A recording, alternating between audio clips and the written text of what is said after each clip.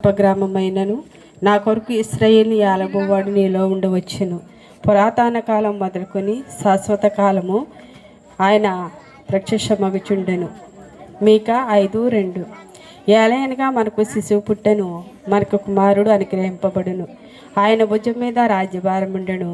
ఆశ్చర్యకరుడు, ఆలోచనకంత బలవంతుడైన దేవుడు, నిత్యుడగు తండ్రి, సమాధానకర్త, అధిపతి అని అతనికి పేరు పెట్టబడును. యెషయా 9:6. ఆ దేశంలో కొందరు గొర్రెల కాపరులు రాత్రి పొలములో ఉండి రాత్రివేళ తమ మందను కాచుకొని చుండగా ప్రభువు దూత వారి యొద్దకు వచ్చి నిలిచిన. ప్రభు మహిమ వారి చుట్టూ ప్రకాశించినందున వారు మిక్కిలి భయపడిరి. అయితే ఆ దూత భయపడకుడి ప్రజలందరికీ కలగబోవు మహా సంతోషకరమైన సువార్తమానము నేను మీకు తెలియజేయుచున్నాను.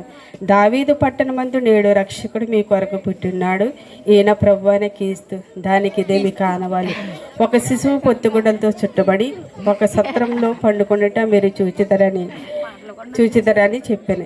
వెంటనే పరలోక సైన్య సమూహము ఆ దూతతో కూడా నుండి సర్వోన్నతమైన స్థలములలో దేవునికి మహిమయు ఆయనకి ఇష్టలైన మనుషులకు భూమి మీద సమాధానం కలుగురుగా కానీ దేవునికి స్తోత్రము చేయుచుండరి.